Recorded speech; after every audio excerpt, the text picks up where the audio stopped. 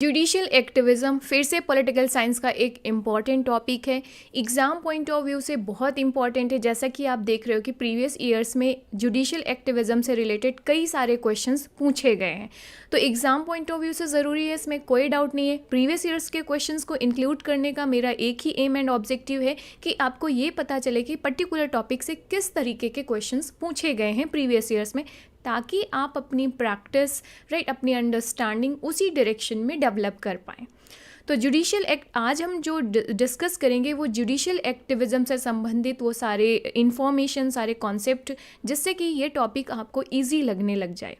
So hi guys, this is Deepika, welcome back to my YouTube channel. और आज मैं कोशिश करूँगी जुडिशियल एक्टिविज़्म को सिंपलेस्ट वे में आपको समझाने के लिए। बहुत सारी एग्जांपल्स यूज़ करूँगी, करंट एग्जांपल्स, जिसमें ये जुडिशियल एक्टिविज़्म से रिलेटेड हैं।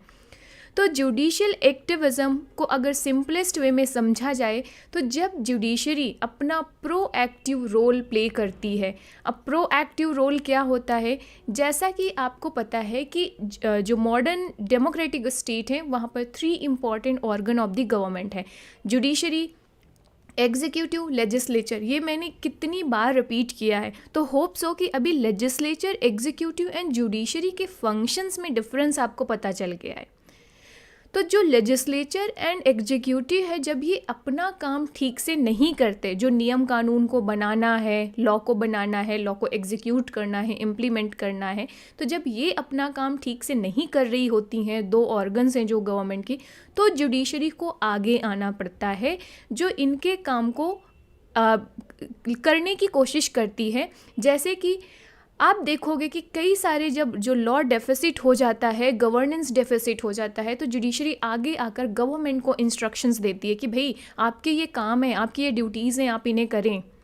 विशाखा गाइडलाइंस का एग्जाम्पल आपको याद होगा शायद, या नेशनल ग्रीन ट्रिब्यूनल को सेटअप करने का। तो ये पॉलिसी मैटर्स हैं, राइट, लॉ मैटर्स हैं, लेजिस्लेचर और एग्जीक्यूटिव का काम है, बट जुडिशरी ने इन पे एक्शंस लिया।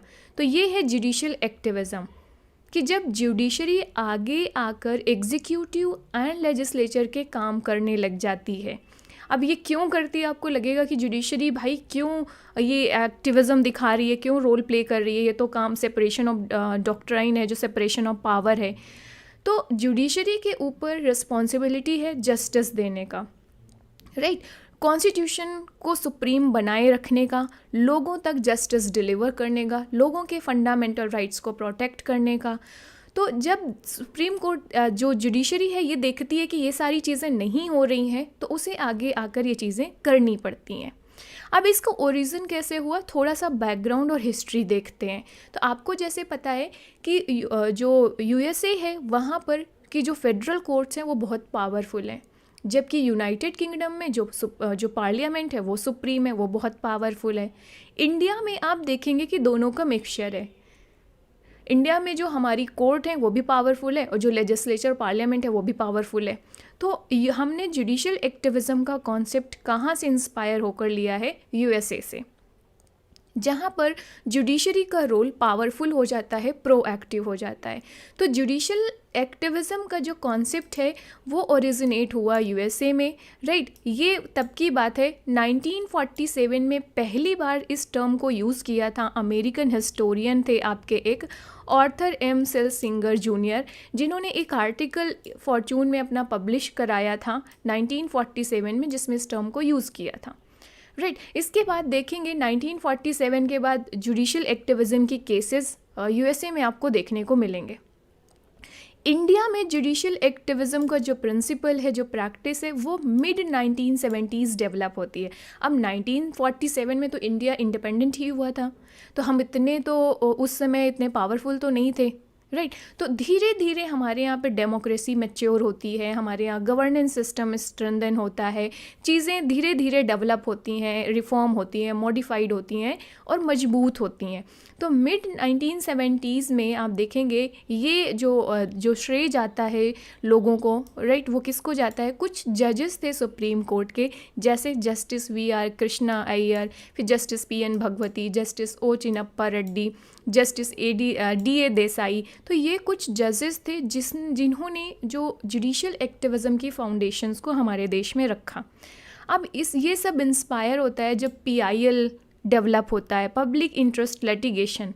पब्लिक इंटरेस्ट लिटिगेशन क्या है कि जो विक्टिम है उसके बिहाफ में कोई थर्ड पार्टी अप्रोच करती है जुडिशरी को, ताकि इस पार्टी को, विक्टिम पर्सन को जस्टिस दिला सके। ये है PIL। सो मोटो में क्या है, जब जुडिशरी खुद एक्शन लेती है, भाई जुडिशरी को दिख रहा है कि गवर्नेंस ठीक से नहीं हो रही है, पॉलिसी ठीक से एग्जीक्यूट नहीं किए जा रहे हैं, तो जुडिशरी आगे आकर बोलती है खुद कि भाई आपका ये काम है और आप ये काम क्यों नहीं कर रहे हो। तो ये सू मोटो एंड जो PIL का कॉन्सेप्ट था, जो 1970s में धीरे धीरे डेवलप किया गया, इस्टेब्लिश किया गया, उसने जुडिशल एक्टिविज़म को पावर दी, जिससे कि जो जुडिशरी है प्रोएक्टिव रोल प्ले कर पाए to protect the rights of peoples and provide the justice in the society. Getting it? Judicial activism का बेसिक बैकग्राउंड समझ में आ गया। तो कुछ एग्जाम्पल हैं इस जुडिशल एक्टिविज़म के थ्रू, जैसे कि जो नेशनल ग्रीन ट्रिब्यूनल है, NGT। नेशनल ग्रीन ट्रिब्यूनल आपको याद है कि जो इन्वायरमेंट से संबंधित मैटर्स हैं, कंसर्न है, उनको एड्रेस करते हैं। विशाखा गाइडलाइंस जो women security at work place से रिलेटेड हैं, और ये दोनों इनिशिएटिव जुडिशल एक्टिविज़म के एग्जाम्पल्स हैं। तो अब बैकग्राउंड के बाद मीनिंग समझें। अगर आपको मीनिंग मैंने हालांकि एक्सप्लेन कर दी है, बट एग्ज़ाम में लिखने के लिए मैंने ये लाइन प्रोवाइड की है ताकि आप ये कंटेंट लिख सकें। Judicial activism basically proactive role है जो जुडिशरी प्ले करती है, किस लिए? ताकि सिटीजन्स के राइट्स को प्रोटेक्ट कर सके और सोसाइटी में जस्टिस को प्रमोट कर सके। जैसे चिल्ड्रंस के राइट्स को, चाइल्ड राइट्स हो गए आपके, राइट, या वर्कर्स के जो राइट्स होते हैं वर्क प्लेस पे, उनको लेकर, वुमेन सिक्योरिटी को लेकर किसी भी तरीके का जस्टिस हो सकता है। जुडिशल एक्टिविज़म को एक और नाम से जानते हैं, जो है जुडिशल डायनेमिज़म। जुडिशल डायनेमिज़म आपका जस्ट अपोजिट है जुडिशल रेस्ट्रेंट से। जुडिशल रेस्ट्रेंट जहाँ पर जुडिशरी अपने आप को बैकफुट पे रखती है, अपने आप को रोकती है कि वो एग्जीक्यूटिव एंड लेजिस्लेचर के डोमेन पे इंक्रोच ना करे, इंटरफेयर ना करे।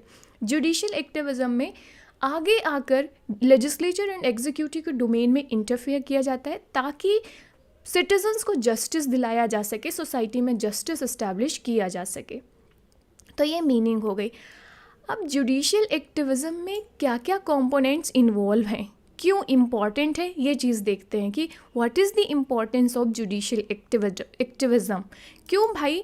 जब सेपरेशन ऑफ पावर है, राइट, जो हमारे यहाँ पे सेपरेशन ऑफ पावर तीनों ऑर्गन्स के बीच है, लेजिस्लेचर, एग्जीक्यूटिव एंड जुडिशरी, तो क्यों जुडिशरी आगे आकर इंटरफेयर कर रही है किसके डोमेन में? लेजिस्लेचर एंड एग्जीक्यूटिव के उसमें। तो आपने चेक एंड बैलेंस एक वर्ड सुना होगा। सेपरेशन ऑफ पावर तो है तीनों ऑर्गन्स के बीच में, लेकिन ज़रूरी है कि तीनों की फंक्शनिंग पे प्रॉपर चेक एंड बैलेंसेस रखे जाएं।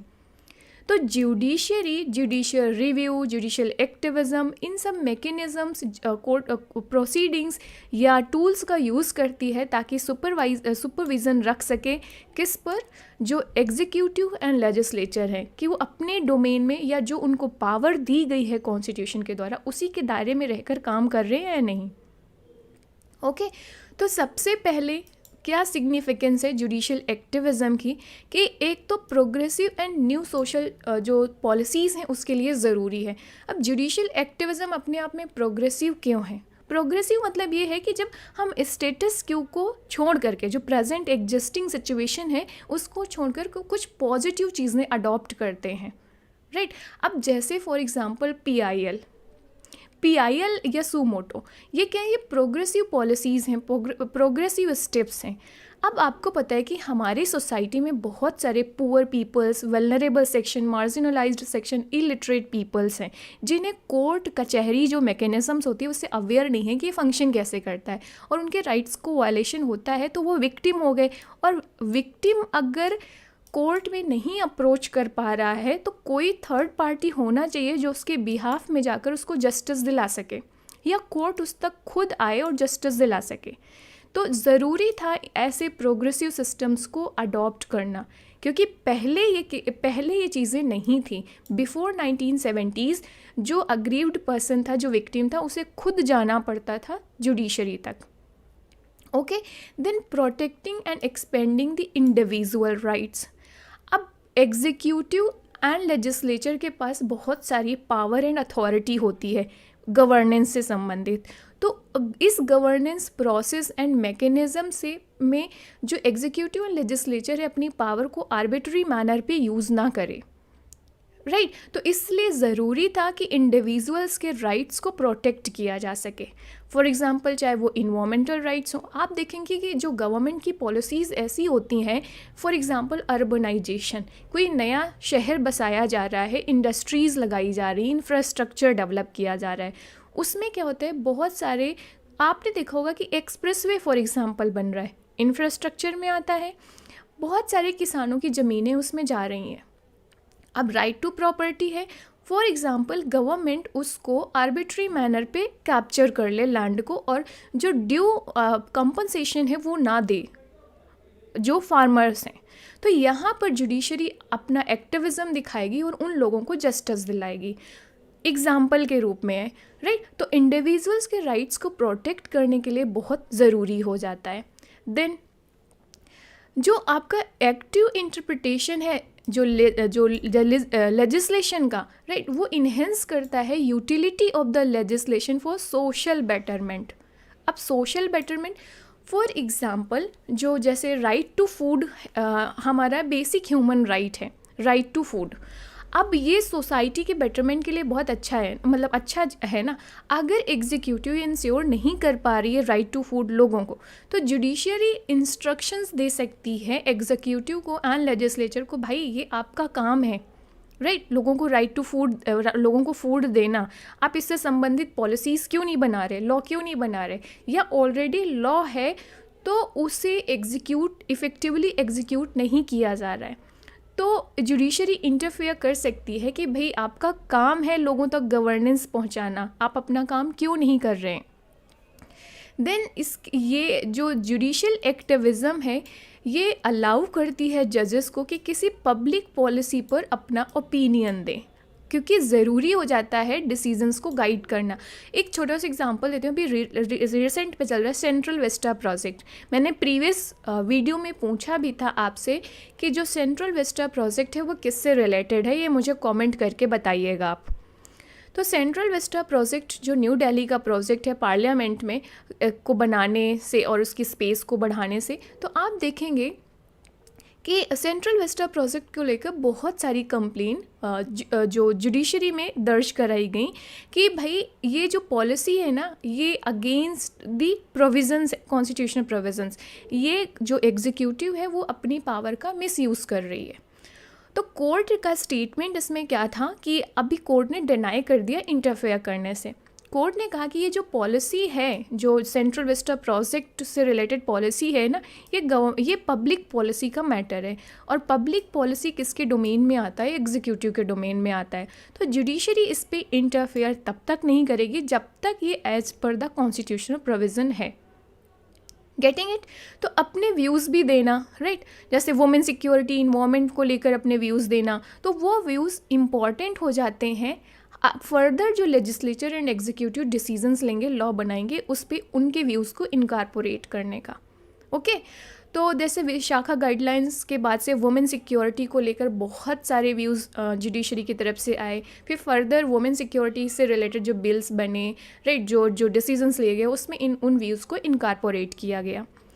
इसके बाद से मोस्ट इम्पॉर्टेंट थिंग ये है कि जुडिशियल एक्टिविज़म के थ्रू जुडिशरी ने अपने जो डोर्स हैं ना, अपने दरवाजे उन सारे नीडी पीपल्स के लिए ओपन कर दिया जिनके लिए जुडिशरी को अप्रोच करना नियर टू इम्पॉसिबल था, राइट तो बहुत सारे वल्नरेबल सेक्शंस, पुअर पीपल, जैसे ऑलरेडी मैंने कहा कि they were not aware with the proceedings of the courts कि कैसे काम करता है कोर्ट कचहरी, या उनके पास इतने रिसोर्सेज नहीं होते थे कि वो इतना पैसे खर्च करके कोर्ट कचहरी में लगाएं, तो फिर उन्हें जस्टिस नहीं मिलता था। फिर जो पावरफुल पीपल होते थे वो अपने फेवर में डिसीजंस किसी तरीके से मैनेज कर लेते थे। इसी तरीके से धीरे धीरे जुडिशियल एक्टिविज़म जो है वो जुडिशियल कंट्रोल एक्सपैंड हुआ ओवर द डिस्क्रिशनरी पावर्स। अब आपको पता है कि लेजिस्लेचर एंड एग्जीक्यूटिव के पास बहुत सारी डिस्क्रिशनरी पावर्स होती हैं। ये डिस्क्रिशनरी पावर्स क्या हैं कि कॉन्स्टिट्यूशन में ऐसे बहुत सारे प्रोविजंस हैं जहाँ पर एग्जीक्यूटिव एंड लेजिस्लेचर की जो पावर है ना वो क्लियरली डिफाइन नहीं की गई हैं, और कुछ एक्स्ट्रा ऑर्डिनरी सिचुएशंस में एग्जीक्यूटिव एंड जुडिशरी को पावर दे दी जाती है कि वो अपने हिसाब से जो ज़रूरत हो वो डिसीज़न ले लें। अब डिस्क्रिशनरी पावर्स की कोई लिमिट तो है नहीं, इनको किसी भी तरीके से यूज़ किया जा सकता है, अच्छे कंटेक्स्ट पे भी बुरे कंटेक्स्ट पे भी। तो आप देखेंगे जब एग्जीक्यूटिव लेजिस्लेचर के पास इतनी पावर होती है तो वो क्या करते हैं, मिस यूज़ करते हैं इस डिस्क्रिशनरी पावर को। तो जुडिशरी का प्रॉपर चेक एंड बैलेंस रहे लेजिस्लेचर एंड एग्जीक्यूटिव पे, ये बहुत ज़रूरी होता है। Getting it? Then promotion of the open government. अब जुडिशरी जब आगे आकर इंस्ट्रक्शंस दे सकती है लेजिस्लेचर एंड एग्जीक्यूटिव को पॉलिसी मैटर्स पे या अदर मैटर्स पे, तो इस तरीके से ओपन गवर्नमेंट बनती है।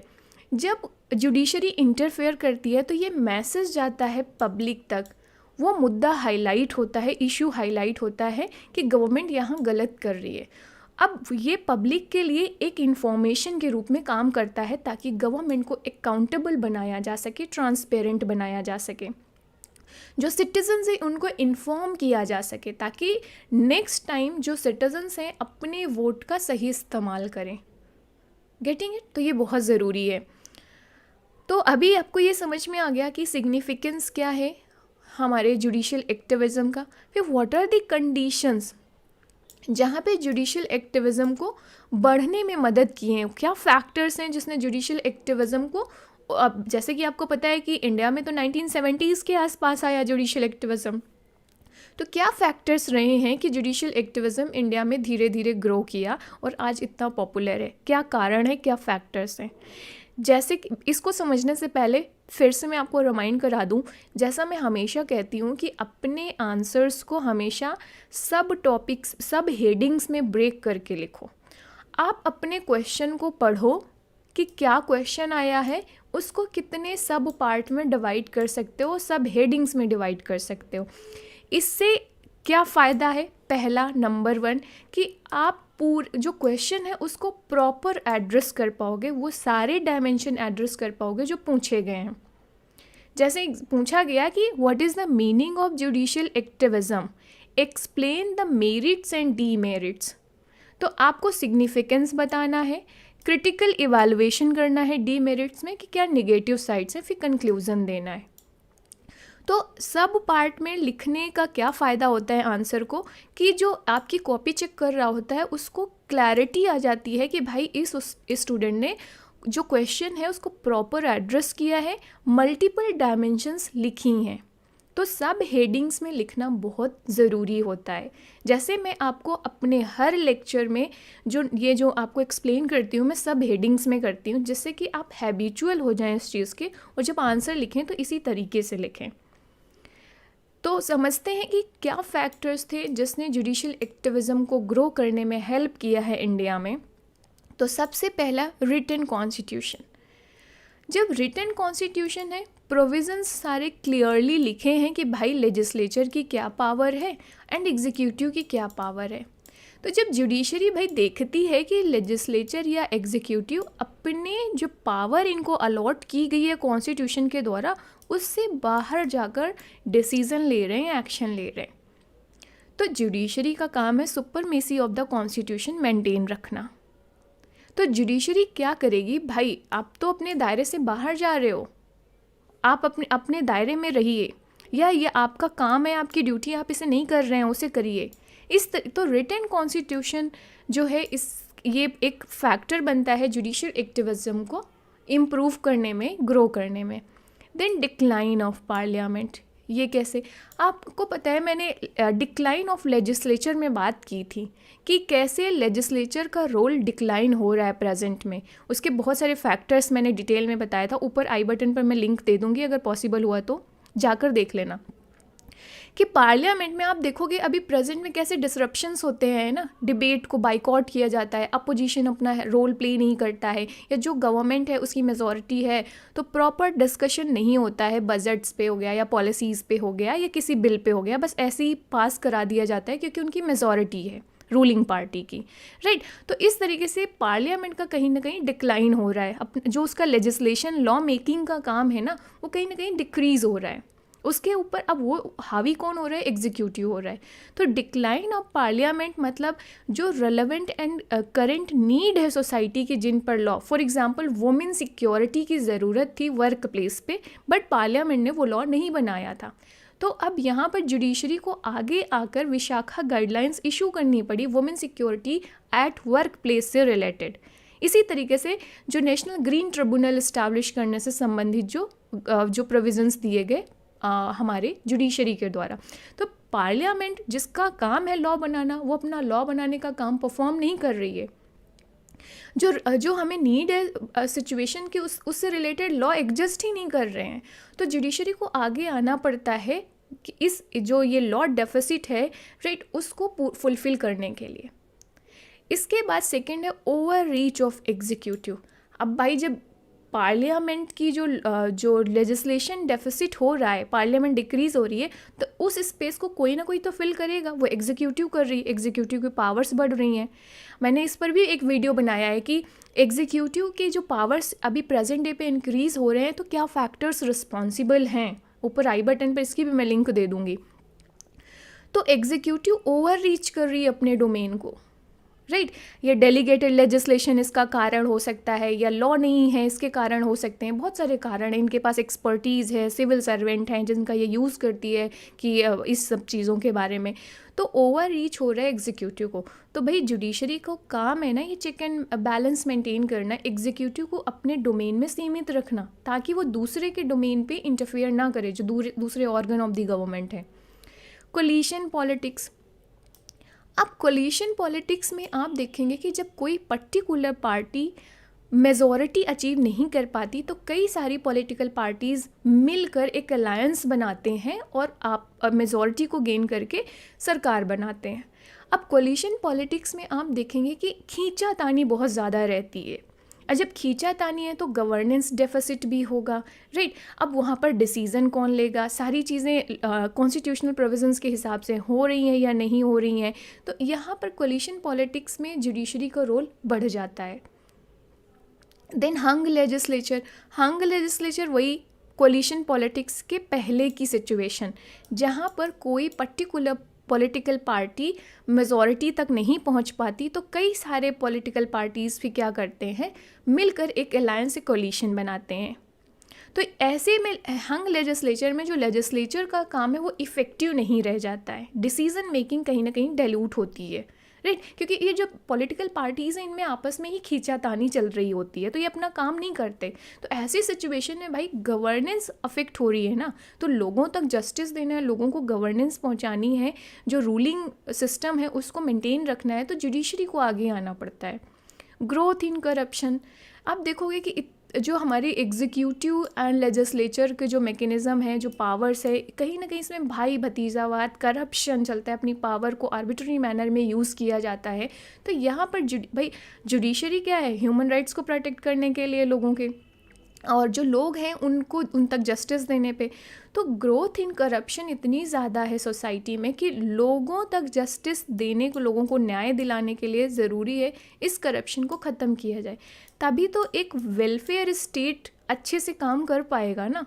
मान लीजिए हमने पॉलिसी के लिए गवर्नमेंट ने 100 करोड़ रुपए एलोकेट किए, करप्शन इतना ज़्यादा है कि 90 करोड़ तो जो नेता थे, जो हमारे मिनिस्टर्स हैं, उन्होंने अपनी जेब में रखे और 10 करोड़ का केवल वेलफेयर किया।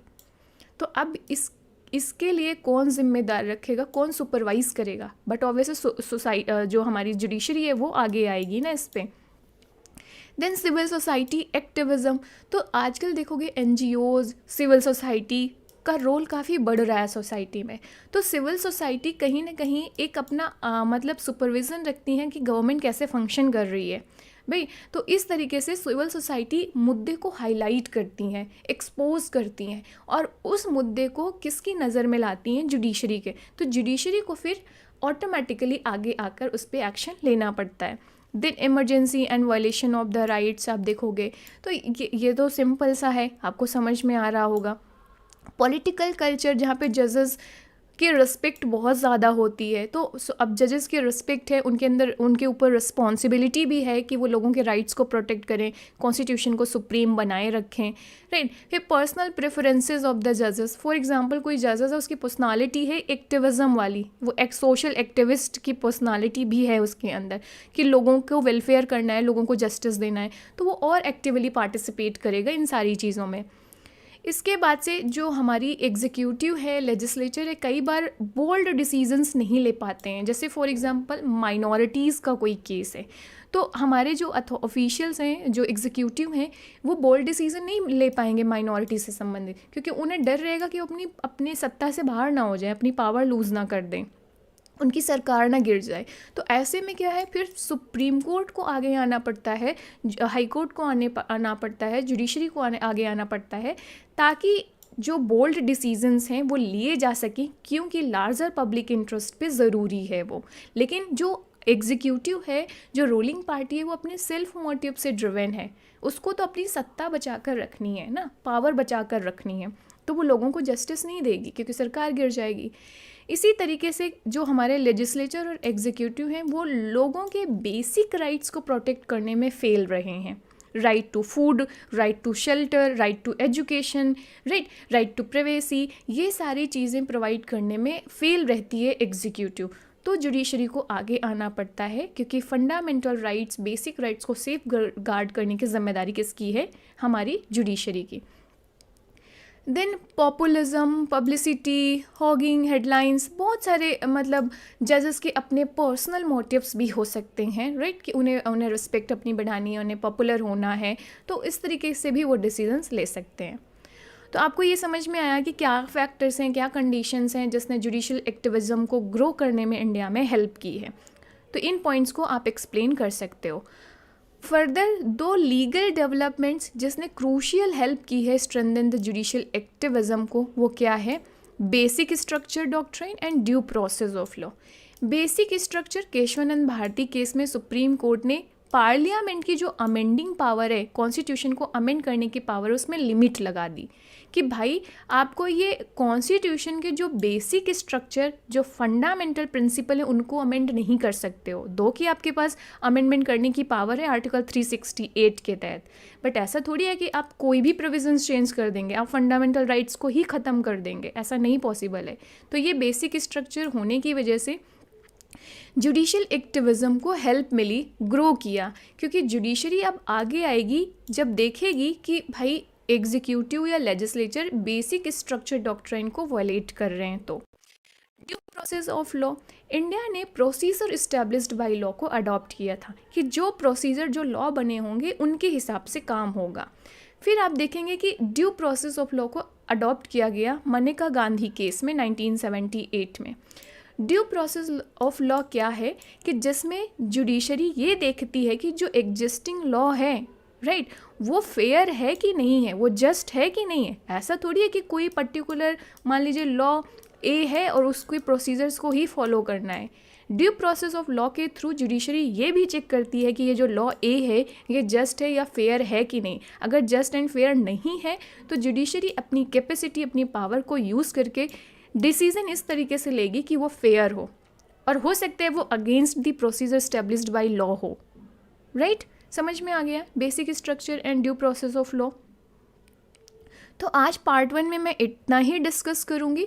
नेक्स्ट पार्ट 2 में मैं डिस्कस करूंगी कि जुडिशियल एक्टिविज़म होना चाहिए या नहीं होना चाहिए, प्रॉज एंड कॉन्स क्या हैं। तो इसके फेवर में कुछ पॉइंट डिस्कस करेंगे और कुछ पॉइंट इसके अगेंस्ट में डिस्कस करेंगे, राइट। तो पार्ट 2 ज़रूर देखना कंप्लीट आंसर के लिए। सो वीडियो लंबी ना बने, आपको बोरिंग भी ना लगे लेक्चर, इसके लिए मैं कोशिश करती हूँ कि छोटे छोटे पार्ट्स पे आपको वीडियो प्रोवाइड करूँ, ताकि आपको जब रिवीजन करने की ज़रूरत पड़े तो आप उसे अपनी नीड के अकॉर्डिंग रिवाइज कर सके। Getting it? So hope so कि आज का डिस्कशन आपने इन्जॉय किया होगा गाइस, एंड मैं सक्सेसफुल रही होंगी जुडिशियल एक्टिविज़म को सिंपलेस्ट वे पे एक्सप्लेन करने में। अगर पसंद आया हो आज का वीडियो, आज का डिस्कशन, तो प्लीज़ नीचे कमेंट ज़रूर करना as a feedback, and subscribe ज़रूर करना एंड ताकि इस तरीके के वीडियोस की नोटिफिकेशन आप तक पहुंच सके, एंड लाइक एंड शेयर ज़रूर करना अपने फ्रेंड्स के साथ to support me. Thanks for watching, see you in the next video, bye bye, take care.